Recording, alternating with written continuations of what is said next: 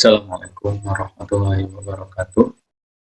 Perkenalkan saya Naufal Najib Arif dari kelas Telkom A. Di sini saya akan menjelaskan studi kasus dari soal perulangan yang dimana saya di sini akan menjelaskan soal I point B atau yang NIM-nya genap. Nah, yang pertama langsung saja kita diminta untuk membuat program yang bisa mengulang teks "Saya senang belajar bahasa Java" sebanyak n kali, di mana n itu akan di-input oleh user gitu. Jadi bisa sesuai keinginan user berapa kali kita akan menampilkan teks ini. Nah, untuk programnya itu seperti ini. Nah, ini ulang teks ini. Yang pertama itu seperti biasa ya, kita menggunakan scanner gitu. Jangan lupa import dulu. Kemudian di sini kita menampilkan butuh teks berupa gini, masukkan berapa kali perulangan. Jadi user diminta untuk memasukkan berapa kali perulangan yang dia mau. Nantinya inputan dari user itu, nah ini berupa int disimpan di variabel ulang. Kemudian untuk mengulangi saya senang belajar bahasa Java ini, kita menggunakan for. Nah, seperti ini fornya. Jadi kita inisialisasi dulu nilai awalnya, yaitu i sama dengan 1, kemudian i itu kurang dari sama dengan ulang. Di mana ulang ini merupakan inputan dari user, sehingga perulangan akan berhenti jika i ini atau nilai awal ini lebih dari ulang. Seperti itu. Langsung saja kita run programnya. Nah, di sini kita diminta ya untuk mengasuk berapa kali perulangannya. Kalau kita mengulang 5 kali, maka di sini nih ya teksnya kan mengulang sebanyak 5 kali. 1, 2, 3, sesuai sama inputan user gitu. Itu untuk nomor 1. Untuk nomor 2 di sini kita diminta untuk membuat ini ya, jumlah deret bilangan genap dari batas awal dan batas akhir yang diinput dari alat masukan. Nah, untuk programnya, nah ini programnya seperti ini. Seperti biasa kita import untuk inputannya, kemudian kita ini tampilkan teks gitu ya, untuk memasukkan batas awal. Nah, di sini inputannya berupa integer yang disimpan di batas awal. Dan batas akhir pun sama. Nah, jadi di sini batas awal dan akhir itu ditentukan oleh user gitu. Mau dari angka berapa sampai angka berapa untuk menentukan bilangan genapnya. Nah, di sini kita membuat variabel jumlah untuk menentukan jumlah bilangan genapnya gitu.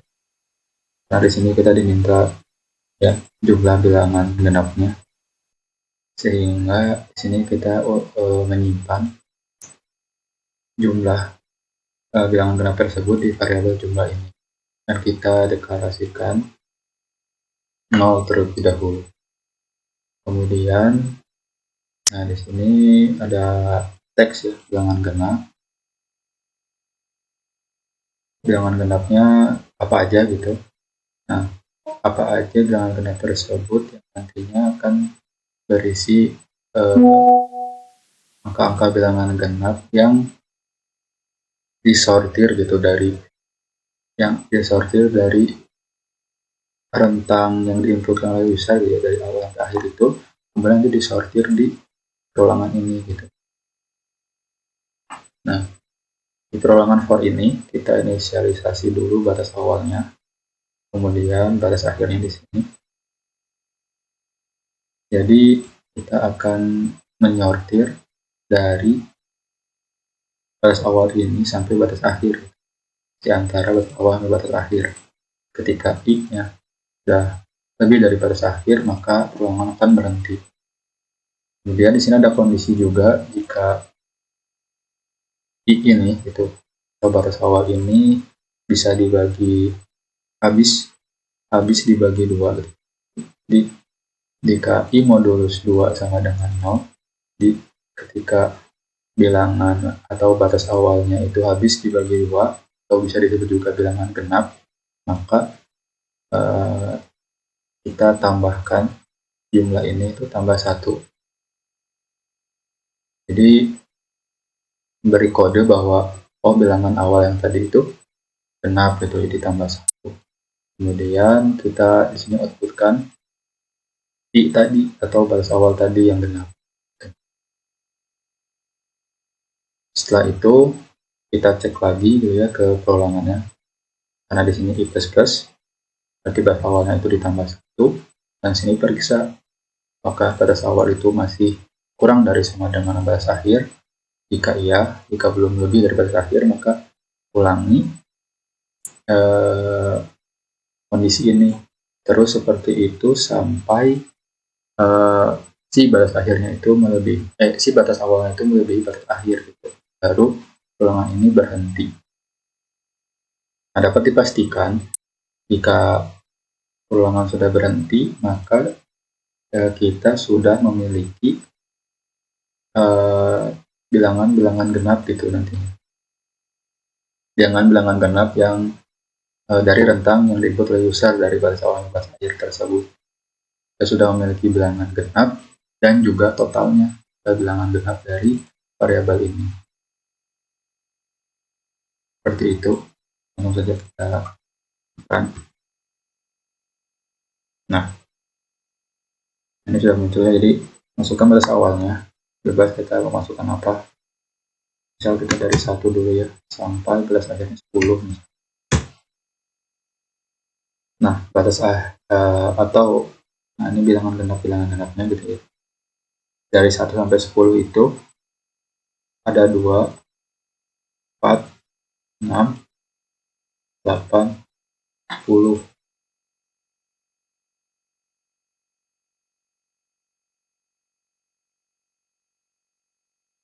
Kenapa 10 di sini masuk? Karena nah ini kondisinya. Nah, sini kondisinya itu kurang dari sama dengan. Jadi kalau batas awalnya itu masih sama dengan batas akhir, maka masih dieksekusi itu ininya. Kalau 10-nya tidak ingin masuk, kita hapus saja sama dengannya, seperti itu. Jadi kalau di sini totalnya itu ada 1, 2, 3, 4, 5. Total bilangan genapnya dari 1 sampai 10 itu ada 5. Seperti itu untuk yang nomor 2. Nah, untuk yang nomor 3 di sini kita diminta untuk ini menghitung pembagi bersama terbesar, atau yang sering kita kenal sebagai FPB gitu, faktor persekutuan terbesar dari dua buah bilangan A dan B yang diinput dari alat masukan. Nah, untuk kodenya itu seperti ini. Nah, ini ada faktor persekutuan terbesar gitu. Nah, karena kita perlu memasukkan bilangan A dan B-nya gitu, jadi kita harus memakai scanner ini. Memakai scanner ini, dan jangan lupa kita import dulu ya scannernya. Kemudian, nah di sini kita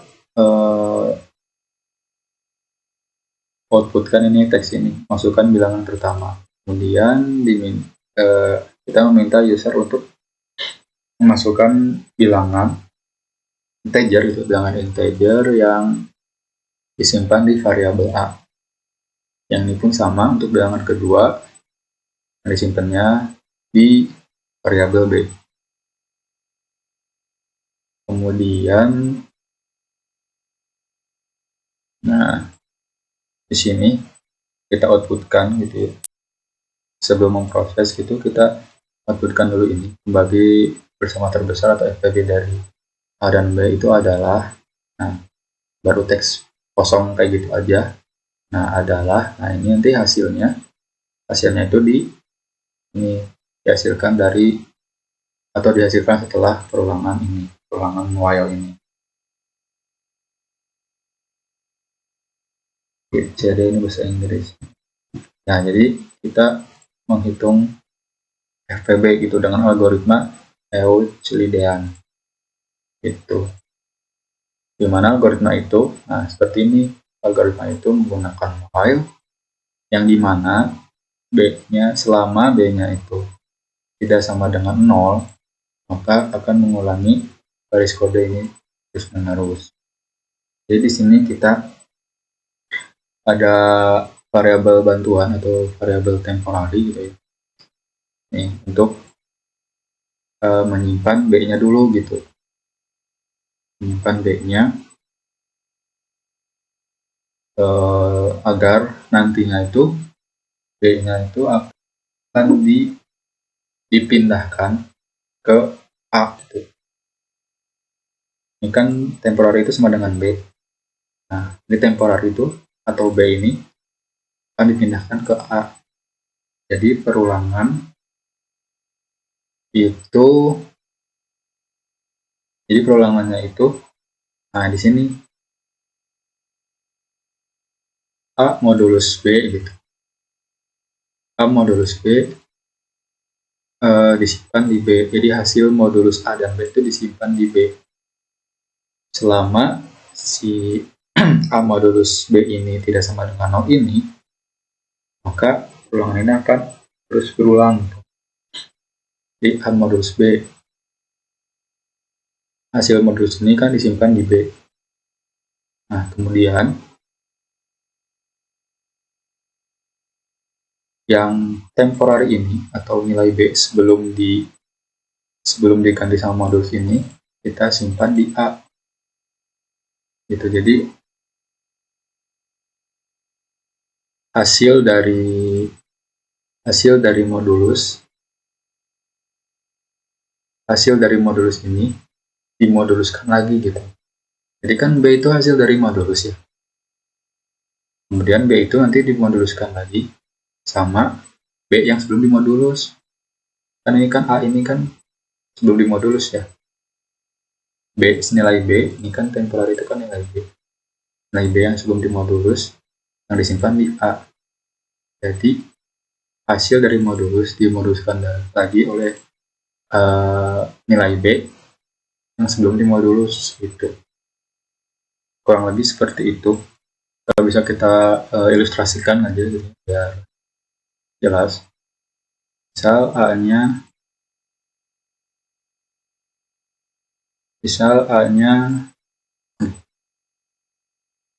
48. Kemudian B-nya itu 18. Nah, 18 ini disimpan di tem ini kan. 18 disimpan di tem. Oh iya, belum itu masuk dulu ke perulangan karena 18 itu tidak sama dengan 0, maka masuk ke sini. Kemudian 18 disimpan di tem, di temporary. Kemudian masuk ke baris kode yang ini. A modulus B.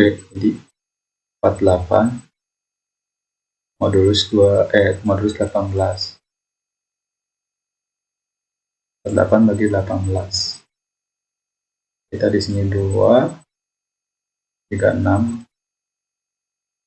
dikurang di 12. Nah, ini sisa baginya 12. Jadi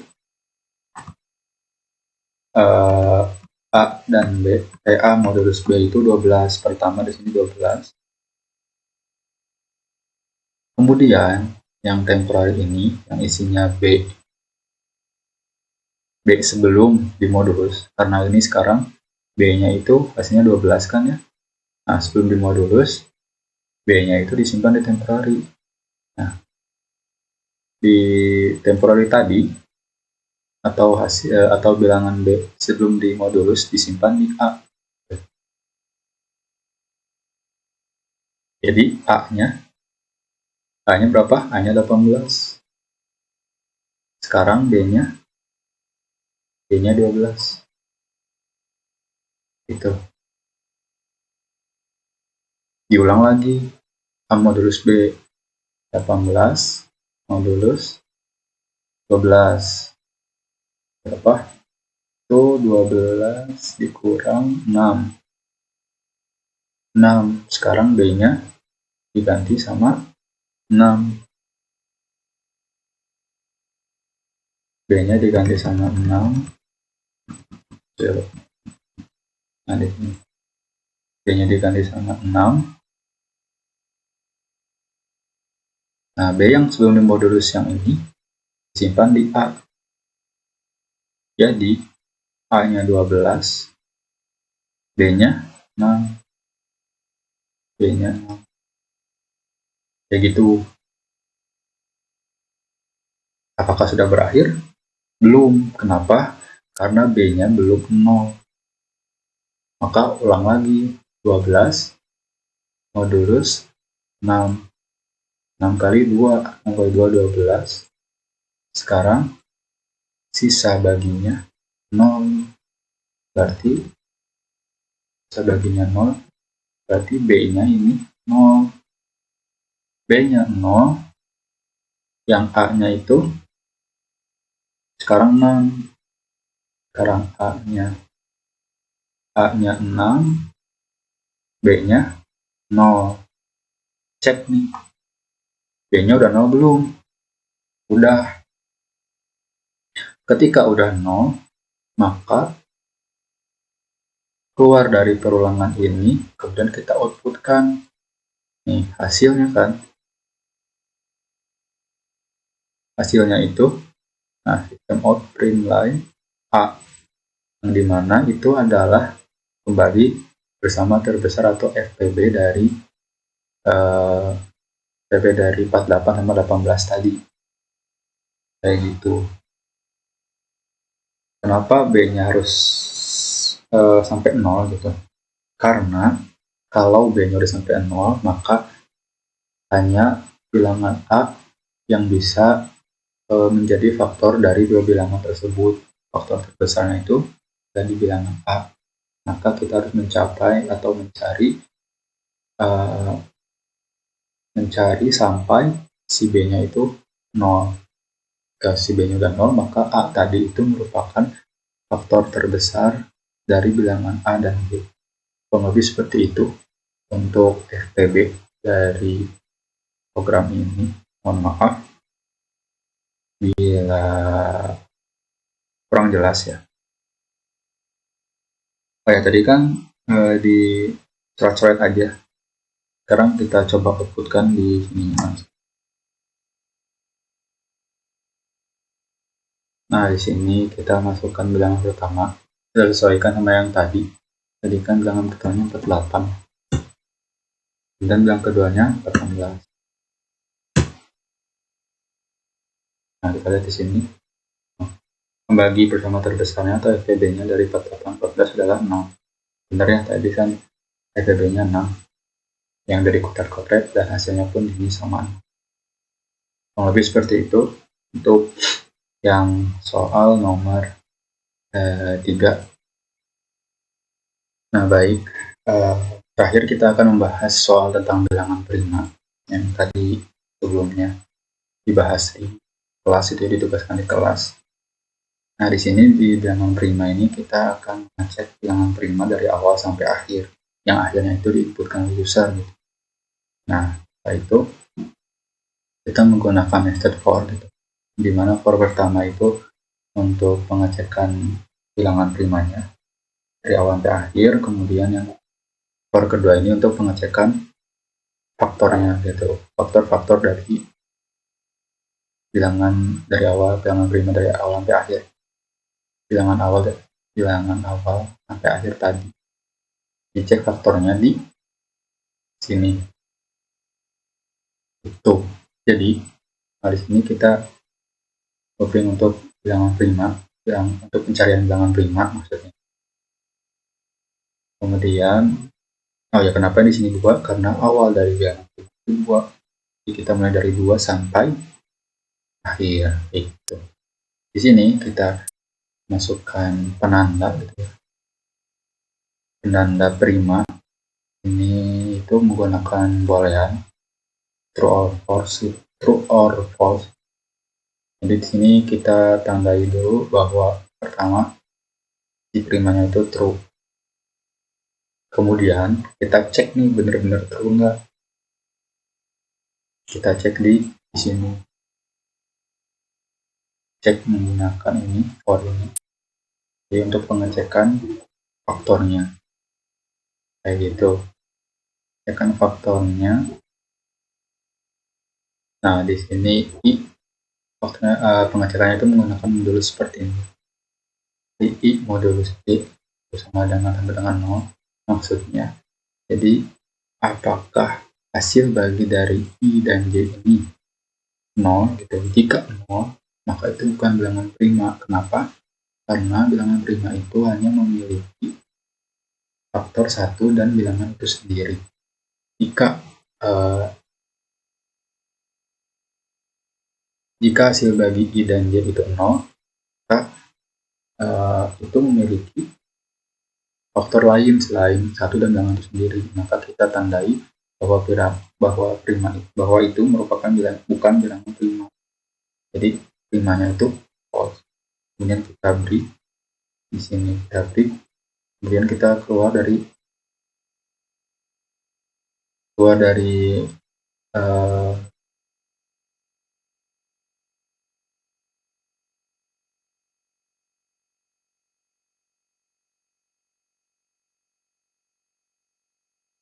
for ini, kemudian masuk ke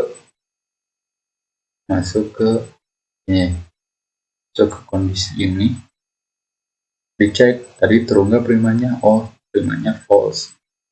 Karena primanya false, kita balik lagi ke sini, kita cek lagi bilangan setelahnya prima bukan. Terus saja kayak gitu, cek lagi bilangan setelahnya prima bukan, yang setelahnya prima bukan. Jika iya, nah di sini kondisinya jika iya, maka langsung print yang I tadi di sini. Oh, I tadi itu bilangan prima, print. I tadi bilangan prima, print. Kalau bukan, nggak usah di print lewat atau nggak masuk ke kondisi ini, masuk lagi ke for ini, terus seperti itu sampai akhir. Lebih seperti itu untuk bilangan prima. Nah di sini kita demokan aja ya buat bilangan prima tadi. Misalkan kita mau mencari bilangan dari awal sampai akhirnya itu 10 ya. Ada bilangan prima apa aja. Nah jadi dari 2 sampai 10, okay. Dari 1 sampai 10 bisa disebut kayak gitu. Nah bilangan primanya itu ada, ini ada 4, 2, 3, 5, 7 kayak gitu. Kemudian seperti itu untuk bilangan prima. Nah, mungkin sekian dari video kali ini tentang perulangan. Mohon maaf bila ada kesalahan ataupun ketidakjelasan dalam penyampaiannya. Assalamualaikum warahmatullahi wabarakatuh.